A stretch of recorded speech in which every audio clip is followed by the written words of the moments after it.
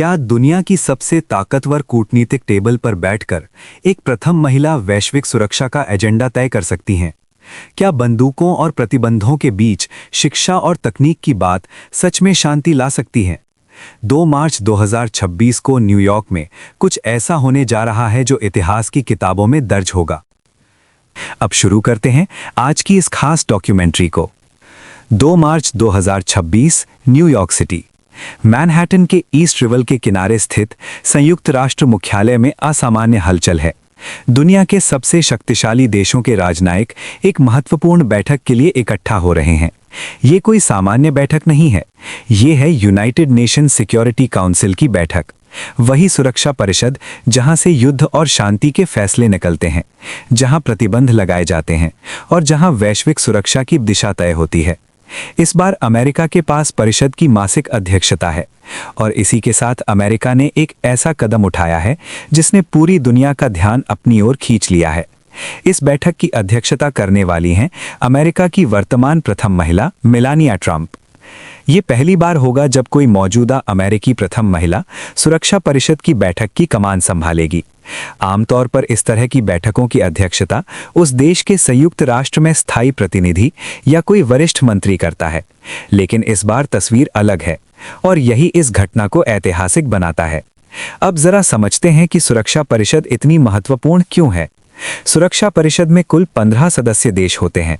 इनमें 5 स्थायी सदस्य हैं: United states, United kingdom, France, Russia और चाइना। इन 5 देशों के पास वीटो पावर होती है, यानी ये किसी भी बड़े प्रस्ताव को रोक सकते हैं। बाकी 10 सदस्य अस्थायी होते हैं, जिनका कार्यकाल सीमित समय के लिए होता है।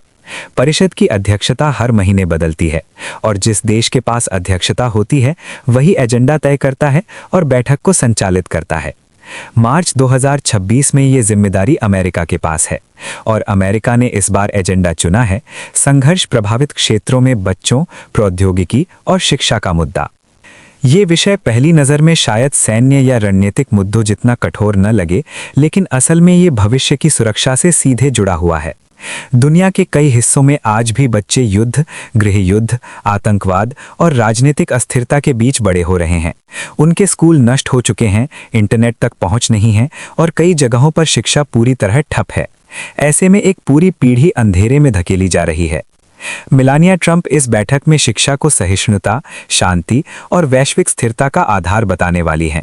उनका फोकस ये दिखाना है कि अगर बच्चों को सही शिक्षा और तकनीकी संसाधन दिए जाएं, तो वे हिंसा और कट्टरता की राह पर जाने के बजाय रचनात्मक और सकारात्मक दिशा में बढ़ सकते हैं। आज की दुनिया में सुरक्षा केवल टैंकों, मिसाइलों और सैनिकों से तय नहीं होती। साइबर हमले, ऑनलाइन कट्टरपंथ, डिजिटल प्रोपेगेंडा और गलत सूचना भी उतने ही बड़े खतरे बन चुके हैं। अगर संघर्ष क्षेत्रों में बच्चों को डिजिटल शिक्षा और तकनीकी समझ दी जाए, तो वे खुद इन खतरों से बच सकते हैं और समाज को भी सुरक्षित बना सकते हैं।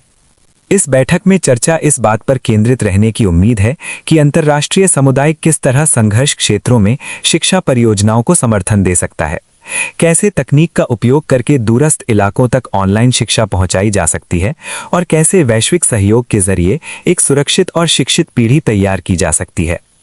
अब सवाल ये भी उठता है कि इस पहल का राजनीतिक संदेश क्या है। क्या ये अमेरिका की सॉफ्ट पावर को मजबूत करने की रणनीति है? क्या ये वैश्विक मंच पर महिला नेतृत्व को आगे बढ़ाने का प्रतीक है, या फिर ये दिखाने की कोशिश है कि सुरक्षा की परिभाषा बदल रही है? अब ये केवल सैन्य शक्ति नहीं बल्कि सामाजिक और मानवीय विकास से भी जुड़ी है। विश्लेषकों की राय बटी हुई है। कुछ इसे ऐतिहासिक और सकारात्मक कदम बता रहे हैं, जहां एक प्रथम महिला वैश्विक नीति निर्माण में सक्रिय भूमिका निभा रही हैं।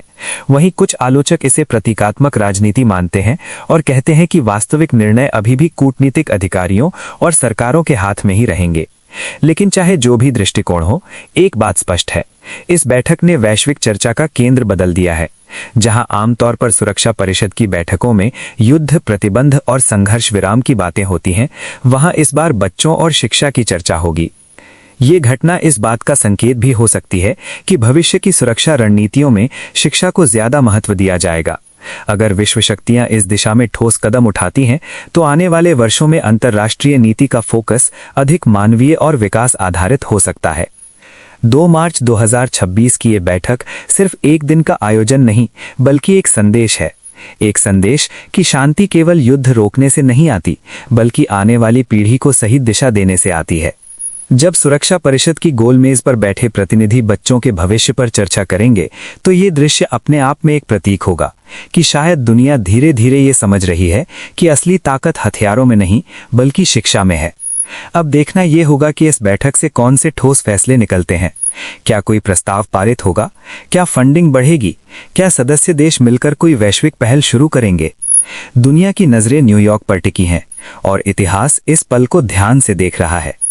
अगर आपको ऐसी ही गहराई से समझाई गई अंतर्राष्ट्रीय खबरें और डॉक्यूमेंट्री स्टाइल विश्लेषण पसंद हैं, तो वीडियो को लाइक जरूर करें, अपनी राय कमेंट में लिखें